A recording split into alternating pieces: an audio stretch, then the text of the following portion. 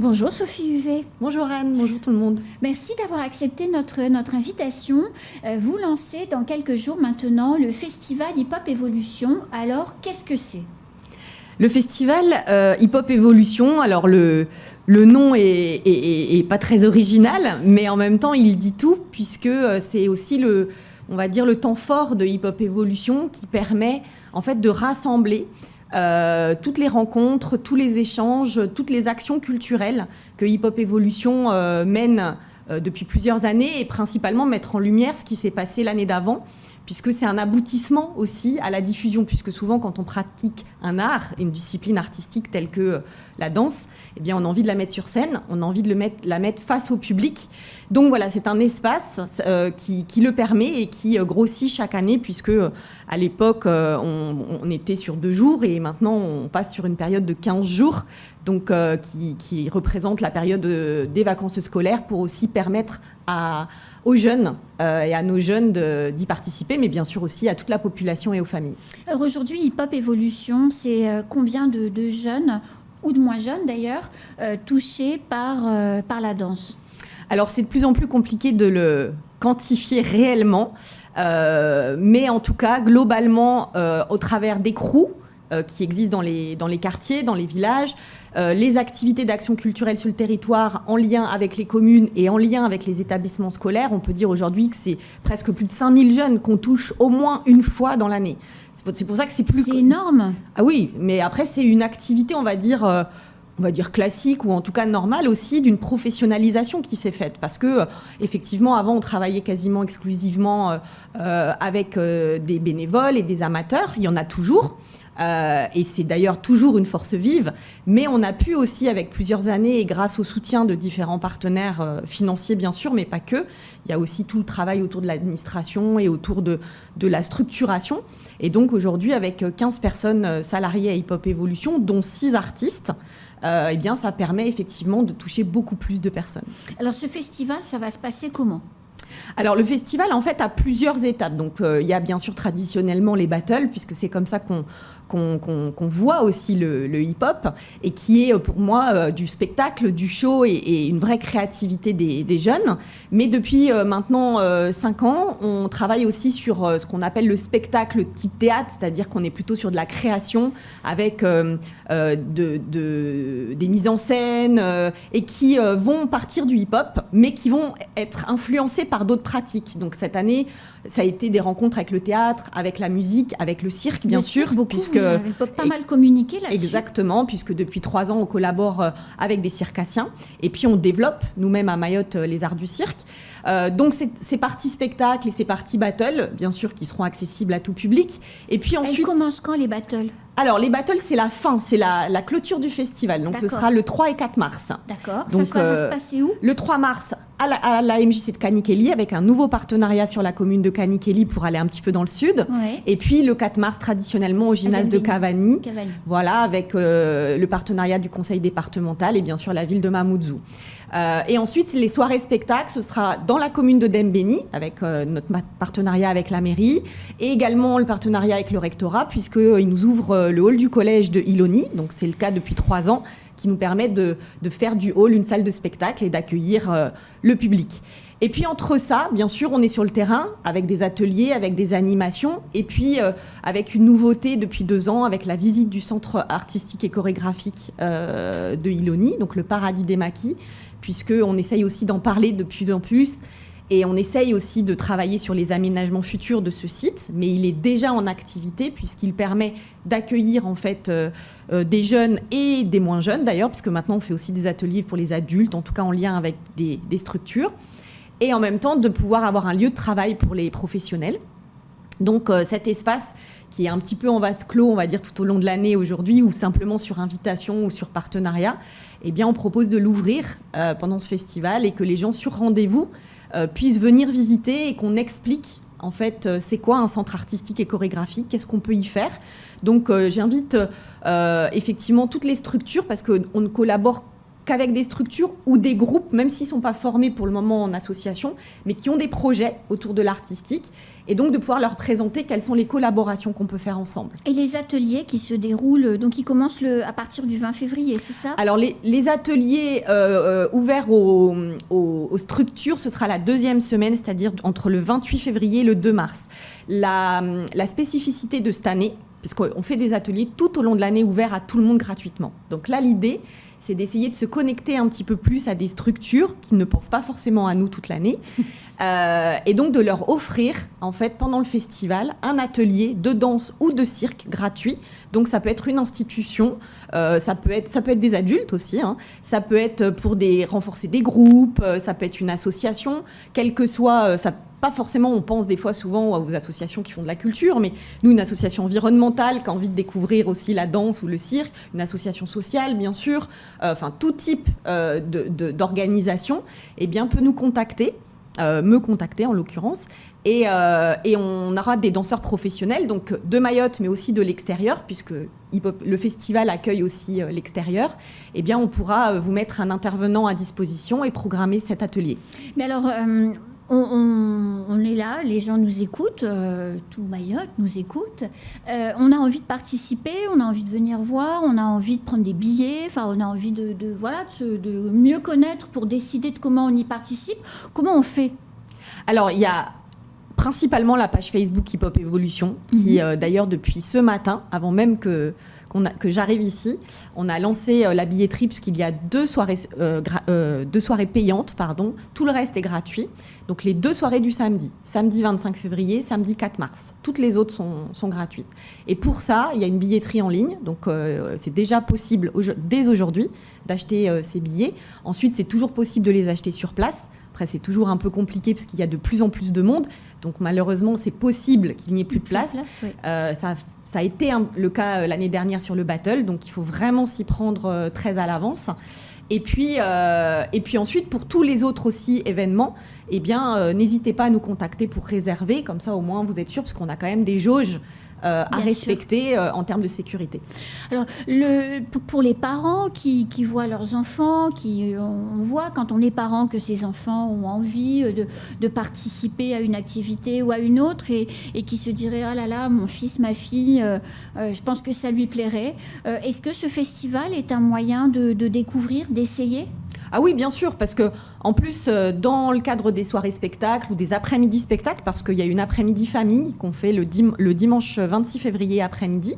Donc là, on invite des familles et surtout aussi, on met en place des transports pour des familles d'enfants qu'on côtoie dans le cadre des programmes communs en danse. Donc ça permet aussi d'aller toucher des publics qui n'ont pas forcément accès à la culture ou qui n'y penseraient pas. Mais du coup, globalement, il y a aussi ce qu'on appelle un peu des cercles, c'est-à-dire qu'entre les spectacles, en fait, il y a des petits espaces où les jeunes peuvent essayer, peuvent découvrir, peuvent rencontrer aussi les artistes et les danseurs, danseuses de Mayotte, mais aussi cette année, on aura des Comores, de la Tanzanie, de la France hexagonale, bien sûr. Alors, il devait aussi y avoir Madagascar, mais ça fait 2 ans qu'on a un petit peu de mal à avoir dans les démarches administratives. Donc, on attend, c'est pas encore complètement sûr qu'ils puissent venir, mais on ne désespère pas. Donc, n'hésitez pas à venir, bien sûr, à découvrir et à voir ce qu'on peut faire du hip-hop. Parce que souvent, on a une connotation du hip-hop, mais en fait, on fait plein de choses avec le hip-hop. Justement, une soirée comme celle dont vous parliez, qui se tiendra donc les samedis soirs du 25 et du 4 mars, c'est ça, si je ne me trompe pas. Un spectacle comme ça, ça se passe comment? On voit quoi? Quand on n'y connaît rien et qu'on a envie de découvrir, on voit quoi? Il se passe quoi? Alors, les deux sont vraiment très différentes. D'ailleurs, souvent, les gens font les deux parce que ça n'a rien à voir. Et parfois, on retrouve quelques danseurs qui sont dans les deux et qui se disent « mais en fait, ce sont des gens différents » parce qu'ils incarnent des rôles. Dans le spectacle, ils vont effectivement être dans une interprétation collective parce que c'est à plusieurs et ils vont passer, on va dire, d'univers à un autre parce que là, on est dans une histoire. Il y a des messages qui sont passés, il y a tout un jeu de costumes, de lumière, donc voilà, on est vraiment dans une création et le public va se laisser emporter. Il a le droit de pas aimer, c'est ce qu'on dit tout le temps. Ça développe aussi le sens critique. On est aussi dans la recherche d'aller voir qu'est-ce que l'artiste a envie de dire, et parfois on comprend pas la même chose, et tant pis, c'est pas grave aussi. Et c'est pour ça qu'il y a des temps d'échange après. Sur le samedi 25 février, c'est 4 spectacles. C'est pour ça qu'on fait une soirée payante à 15 €, parce qu'il y a un entracte dînatoire qui est offert, qui permet aussi d'échanger avec les artistes pendant cette pause.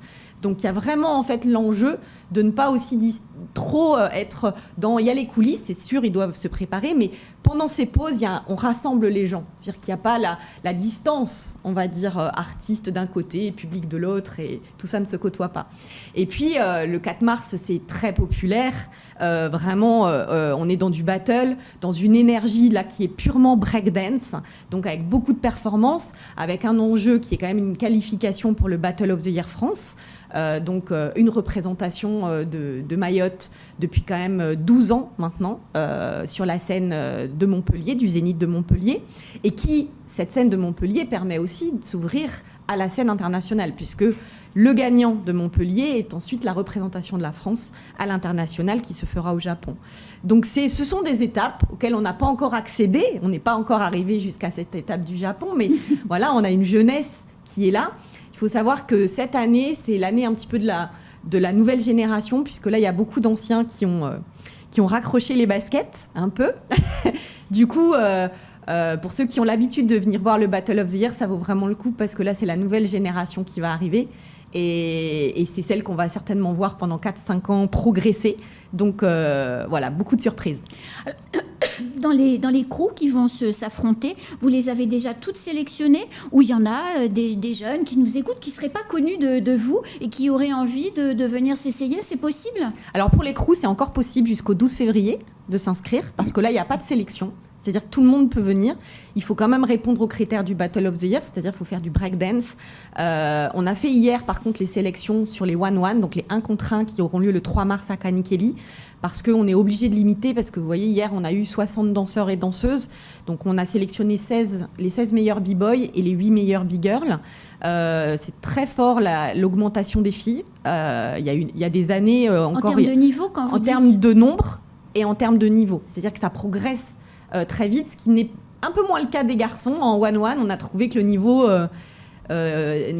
stagnait un petit peu. En tout cas, hier, on voit bien qu'il y a du talent, mais ça ne travaille pas assez. Donc là, on leur a mis on leur a mis un petit coup de pression, parce que l'objectif, c'est aussi de faire le spectacle. C'est aussi qui montre aussi le talent, puisqu'on fait venir des jurys de l'extérieur aussi. Donc voilà, l'objectif, c'est qu'on voit et qu'on parle de Mayotte à l'extérieur. Donc effectivement, pour le 1-1, c'est terminé. Les sélections sont faites. Mais par contre, c'est encore ouvert pour les crews. Donc il faut être à minima 6, un groupe de 6. Et jusqu'à... Alors les groupes, c'est que des filles, que des garçons, c'est mixte, Là, j'ai mis... Il y a pas de critères âge, genre, c'est tout mélangé. Comme on veut, en fait.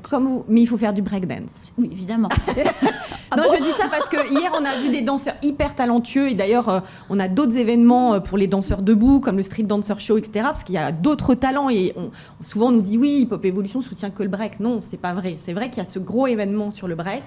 Mais on en a d'autres tout au long de l'année. Et d'ailleurs, on voudrait créer aussi des gros événements sur d'autres styles. Mais hier, on a vu des talents incroyables en danse debout, qu'on n'a pas pu qualifier et sélectionner parce que c'est du breakdance, mais du coup, on est en train d'imaginer de les faire participer au festival pour quand même montrer leur talent. Mais voilà, n'hésitez pas Mais il y a le Street Dancer Show qui se déroule aussi tous les mois d'octobre de chaque année, où là, pareil, tous les groupes de différents styles peuvent... jusqu'au traditionnel, là, pour le coup, c'est un mélange, c'est un travail de transversalité des genres, et des styles, pardon, et... Tout est possible toute l'année. Alors, le spectacle, vous disiez 4 tableaux, c'est ça, avec une entracte au milieu.